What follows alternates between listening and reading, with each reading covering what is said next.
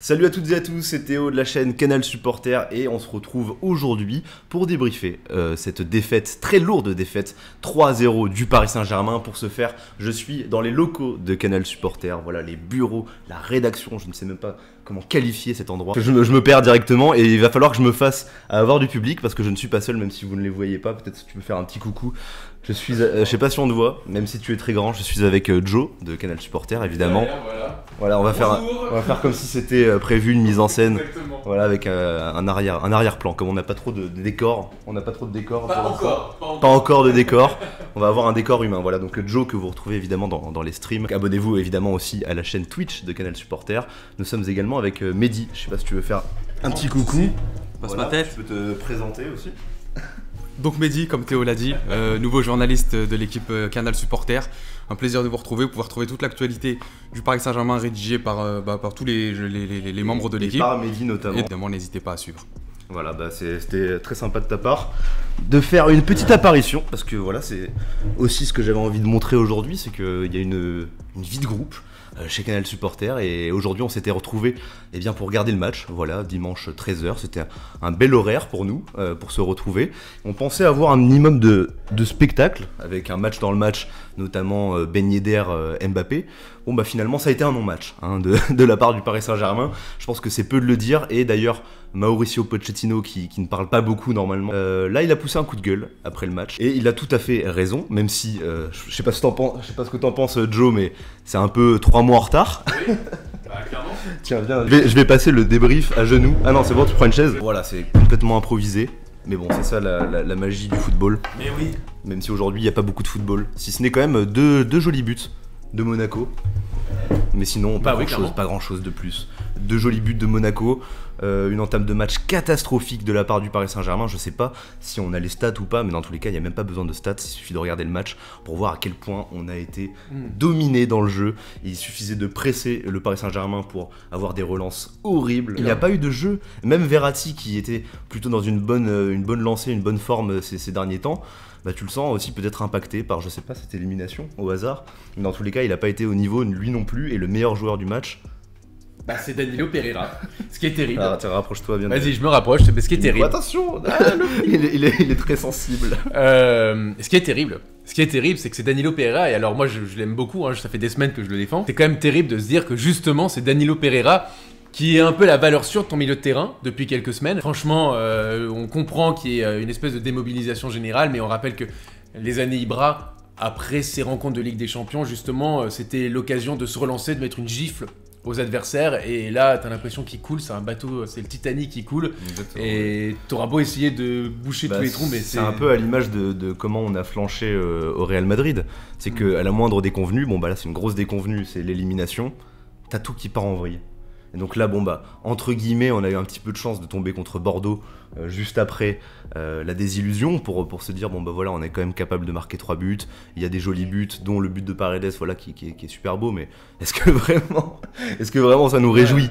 Pas tant que ça. Et puis encore une fois, ce match contre Bordeaux, évidemment qu'il faut le gagner, mais ce match, tu dois le gagner 6-0, t'avais rien en face, et bah là, t'as eu une équipe qui jouait, qui nous a pressé haut. Mais j'ai envie de te dire, comme toutes les équipes qui ont rencontré le PSG cette saison, et ça désespère Mehdi quand on en parle un peu, c'est la déclaration de Benzema quand il dit après le match, oh on sait qu'avec le PSG, quand on met un peu de pression, il flanche complètement et on peut dérouler. Et c'est terrible de se dire ça. C'est terrible que ça se confirme contre Bruges, ça se confirme contre Leipzig, ça se confirme contre le Real, contre Monaco, contre Lens, contre Nantes. C'est incroyable. Et t'as l'impression qu'ils ne travaillent pas là-dessus. Et tout le monde connaît leurs faiblesses. Et pourtant, on continue droit dans le mur et on fonce.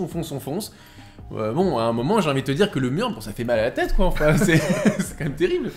Exactement. Je sais pas comment on va pouvoir sortir la tête de l'eau, même si moi j'en garde quand même un certain motif d'espoir. Parce que je me dis, ce jeu, pardonnez-moi l'expression, mais c'est ce jeu dégueu qu'on a depuis le début de la saison, où on se repose que sur des coups d'éclat d'Mbappé, bah au bout d'un moment, voilà, on a pris le mur, comme tu l'as dit, et là, bah c'est flagrant. Pas de cache-misère. Ce match contre le Real Madrid, c'est flagrant. On panique et on retourne dans nos travers du passé. Et bah là, c'est pareil, contre Monaco, on n'a pas réussi à marquer, on n'a pas réussi à résister à leur pressing, et on a pris 3 jolis buts. Il y en a 2 qui sont super beaux, t'as un penalty où c'est quand même scandaleux de se retrouver dans ce genre de situation situation avec Kipembe qui est obligé de tacler en arrière, qui en plus négocie après, je crois.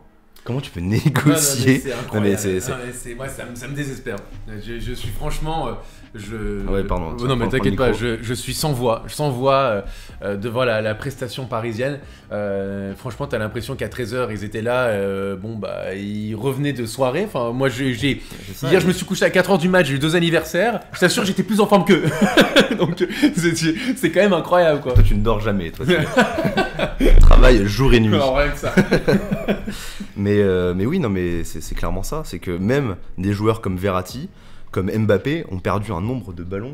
Mais en première mi-temps, Mbappé loupe 50% de ses ballons. Donc voilà, c'est aussi des signes forts qui nous indiquent que ça ne va pas. Quand tu vois que tu ne peux même plus te reposer à 100% sur Marquinhos, qui normalement t'incarnait voilà, cette sérénité, même pour ton gardien, tu vois, Donnarumma, depuis que ça a flanché contre le Real Madrid, on n'a plus la même sérénité. Et maintenant, dès qu'il a le ballon dans les pieds, que ça dure 1, 2, 3 secondes, tu te dis oula, attends, frérot, dégage, s'il te plaît, dégage le ballon. Là, encore une fois, c'est ce que je disais déjà dans mon dernier débrief, t'as le cousin de Neymar sur le terrain, t'as le cousin de Wijnaldum, aujourd'hui t'avais le cousin de Marquinhos, comme au Santiago Bernabéu.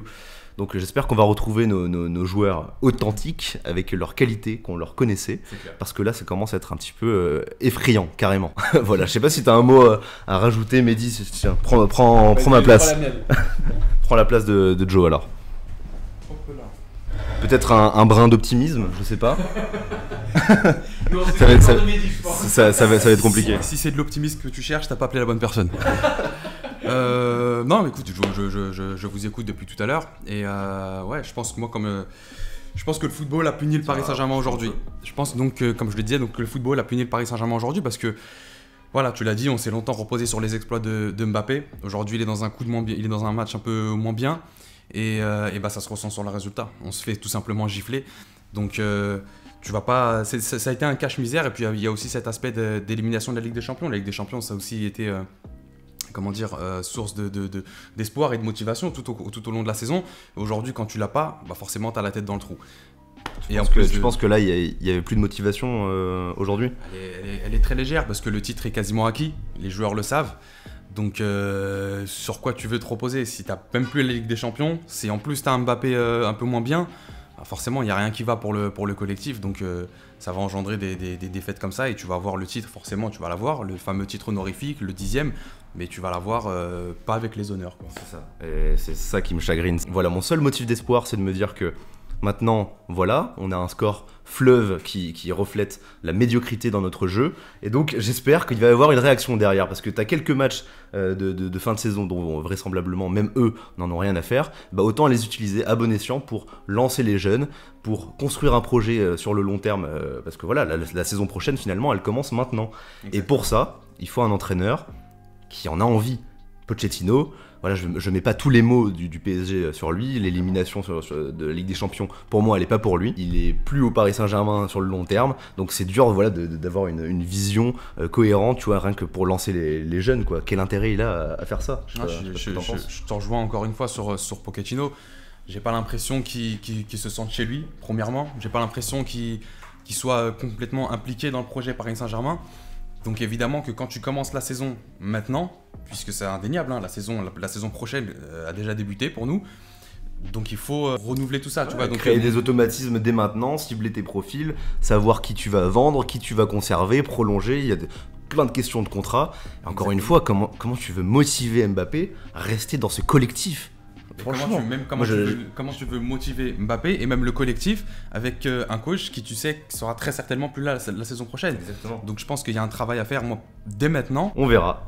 Dans tous les cas, nous serons au rendez-vous pour suivre les prochains matchs et les prochaines actualités du Paris Saint-Germain. Donc restez bien évidemment abonnés, connectés. Voilà, vous connaissez les termes où vous pourrez retrouver donc Mehdi à l'écriture, à la rédaction de nombreux articles. Et pas que. Bien sûr, il y a toute une équipe derrière, on vous salue.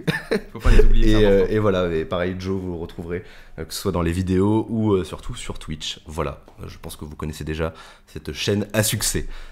Sur ce... voilà, grosse tête.